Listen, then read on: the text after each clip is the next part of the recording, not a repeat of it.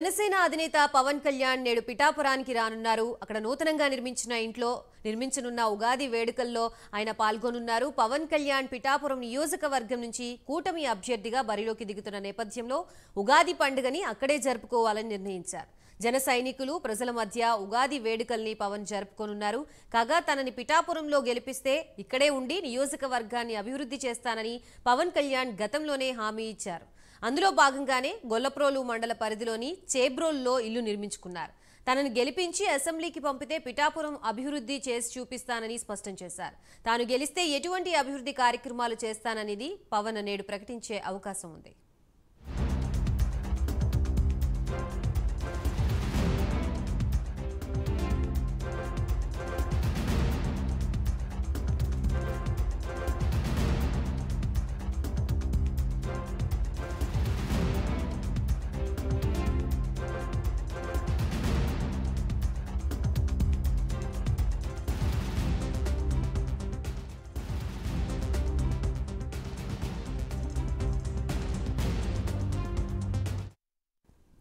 జనసేన అధినేత పవన్ కళ్యాణ్ నేడు పిఠాపురానికి రానున్నారు. అక్కడ నూతనంగా నిర్మించిన ఇంట్లో నిర్వహించనున్న ఉగాది వేడుకల్లో ఆయన పాల్గొనున్నారు. పవన్ కళ్యాణ్ పిఠాపురం నియోజకవర్గం నుంచి కూటమి అభ్యర్థిగా బరిలోకి దిగుతున్న నేపథ్యంలో ఉగాది పండుగను అక్కడే జరుపుకోవాలని నిర్ణయించారు.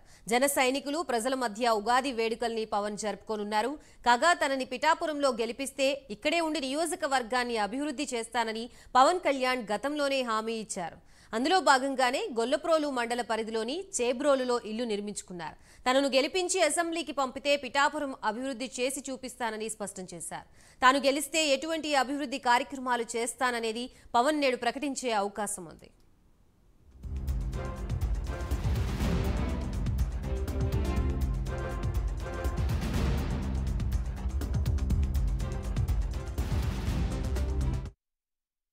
మొత్తంగా పిఠాపురంలో నూతనంగా నిర్మించుకున్న పవన్ కళ్యాణ్ భవనంలో ఈ రోజు ఉగాది వేడుకలు నిర్వహించనున్నట్లుగా తెలుస్తోంది. ఉగాది వేడుకలకు సంబంధించి మనకి మరిన్ని అప్డేట్స్ ఇవ్వడానికి మా ప్రతినిధి వర్మ సిద్ధంగా ఉన్నారు. Varma, Gayatri, good morning. ఈ రోజు పిఠాపురానికి రెండోసారి పవన్ కళ్యాణ్ అయితే రానున్నారు. ఉగాదికి సంబంధించి వేడుకల్లో ఆయన ప్రస్తుతం పాల్గొంటారు. పవన్ కళ్యాణ్ పిఠాపురం నియోజకవర్గం నుంచి కూటమి అభ్యర్థిగా బరిలో దిగుతున్న నేపథ్యంలో ఉగాది పండుగను ఇక్కడికే జరుపుకోవాలని కూడా నిర్ణయించుకోవడం జరిగింది. ఏదైతే జన సైనికులు ప్రజల మధ్య ఉగాది వేడుకలను పవన్ కళ్యాణ్ అయితే ఈ సంవత్సరం జరుపుకోనున్నారు. ఈ రోజు ఉదయం 9 గంటలకి పిఠాపురం ఏదైతే తాను నూతనంగా తీసుకున్నటువంటి గృహానికి వచ్చి తొలిసారిగా అక్కడ పూజలు నిర్వహించారు. తర్వాత ఉగాది వేడుకల్లో పాల్గొంటారు. 9 గంటలకి గొల్లప్రోలు చేబ్రోలు హైవేపై హెలిప్యాడ్ ఏర్పాటు చేశారు. ఈ ఇంటికి సమీపంలోనే పక్కనే ఉండడంతో ఆ హెలిప్యాడ్ కి చేరుకుని అక్కడి నుంచే ఈ నూతన గృహానికి అయితే 9 గంటల ప్రాంతానికి ఈ రోజు ఉదయం అయితే రావడం జరుగుతుంది. తర్వాత 10:30కి ఏదైతే ఈ ఉగాది వేడుకల్లో అయితే పాల్గొంటారో అక్కడ సమీపంలో ఉన్నటువంటి పార్టీకి సంబంధించి ముఖ్య నేతలు, అలాగే కూటమిలో భాగంగా ముందుకెళ్తున్న తరుణంలో 3 పార్టీలకి సంబంధించి పార్టీ శ్రేణులు కూడా అక్కడికి చేరుకుంటారు. వాళ్ళందరితో కూడా ఉగాది వేడుకలు జరుపుకోవడానికి ఇప్పటికే అన్ని ఏర్పాట్లు చేశారు. అయితే పిఠాపురంలో గెలిపిస్తే ఇక్కడే ఉండి నియోజకవర్గాన్ని అభివృద్ధి చేస్తారని పవన్ కళ్యాణ్ గతంలో చేసినటువంటి ప్రచారంలో గానీ ఇప్పుడు ఎక్కడున్న ప్రచారంలో ప్రధానంగా చెప్తూ ఉన్నారు. తనను గెలిపించి అసెంబ్లీకి పంపితే పిఠాపురానికి అభివృద్ధి చేసి చూపిస్తానని కూడా చాలా ఘంటాబద్ధంగా చెప్తున్న పరిస్థితుల్లో తాను గెలిస్తే ఎటువంటి అభివృద్ధి కార్యక్రమాలు చేస్తారనేది ఈ రోజు ఉగాది పర్వదినం సందర్భంగా ఈ పవన్ కళ్యాణ్ అయితే ప్రకటించనున్నారు. ముఖ్యంగా ఉగాది తెలుగు సంవత్సరాది కావడం, తెలుగు ప్రజలందరికీ తొలి పండుగ కావడం ఉద్దేశంతో పూర్తిగా కూడా ఈ రోజు ఈ పిఠాపురం అభివృద్ధికి సంబంధించి కూడా కీలక ప్రకటన అయితే పవన్ కళ్యాణ్ చేస్తారు. ఏ విధంగా ప్రకటనలు ఉంటాయి, అవి పిఠాపురానికి ఏ విధంగా వరాలుగా మారబోతున్నాయి అన్నది ఒక ఆసక్తి అయితే ప్రస్తుతం నెలకొంది.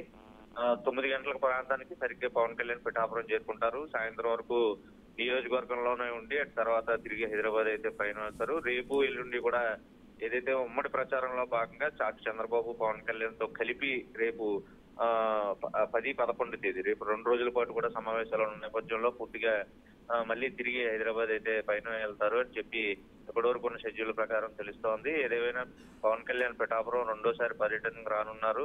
ఉగాది వేడుకల ఆశాంతం అంటే సాయంత్రం వరకు కూడా పవన్ కళ్యాణ్ ఇక్కడే ఉండి నియోజకవర్గ ముఖ్య నేతలతోని కొంతమంది ప్రజలతో కూడా మమేకం అవుతారని ఆ పార్టీ వర్గాలు అయితే చెప్తున్నాయి.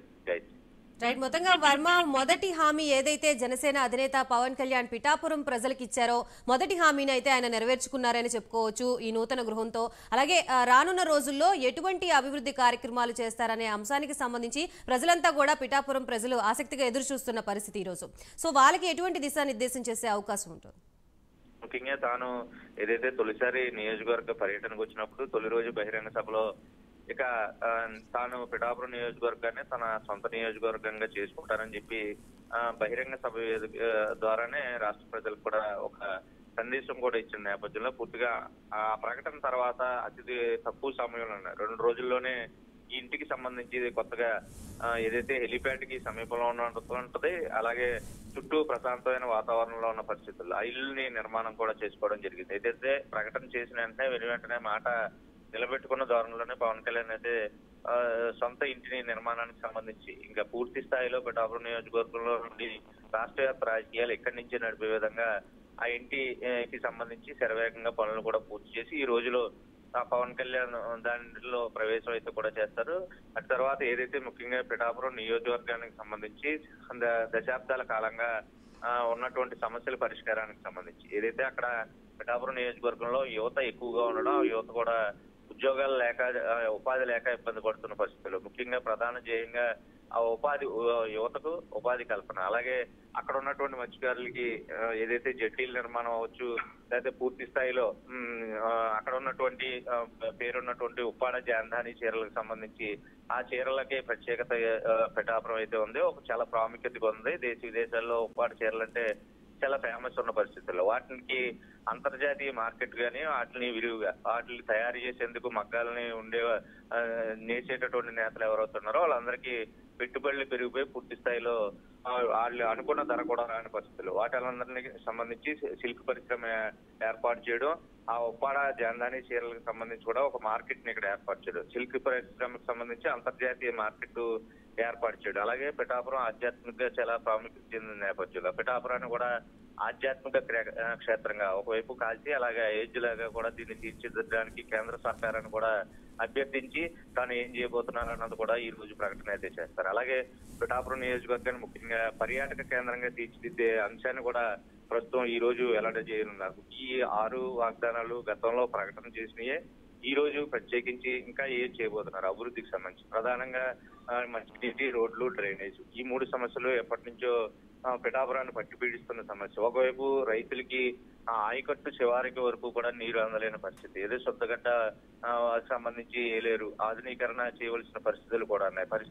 ఎన్నో పార్టీలు మారిని, నాయకులు మారారు, కానీ ముఖ్యంగా ప్రధాన సమస్యలు ఈ చివర ఆయకట్టు వరకు నీరు అందించడం అన్నది ఇప్పటి వరకు సాధ్యపడిన అంశం. దాన్ని ఏలేరు ఆధునీకరణ చేస్తే ఖచ్చితంగా ఈ సమస్య అయితే తీరుతుంది, రైతులందరికీ కూడా కొంత ఊరట చెందుతుంది, ఎక్కువ హెక్టార్లు పంట కూడా దిగుబడికి వచ్చే అవకాశం. దీనిపై మాజీ ఎమ్మెల్యే, టీడీపీ ఎమ్మెల్యే వర్మ కూడా ఎన్నో సంవత్సరాలుగా పోరాటం చేస్తున్నప్పటికీ పూర్తి స్థాయిలో దానికి ప్రభుత్వాలు సహకరించిన నేపథ్యంలో ఇప్పుడు ఈ తాజా అంశాలని కూటమి అభ్యర్థికి వెళ్తున్న తరుణంలో ఈ సమస్యలన్నిటి పట్ల తొలిగా ఏదైతే పవన్ కళ్యాణ్ అయితే ప్రకటన చేస్తారు.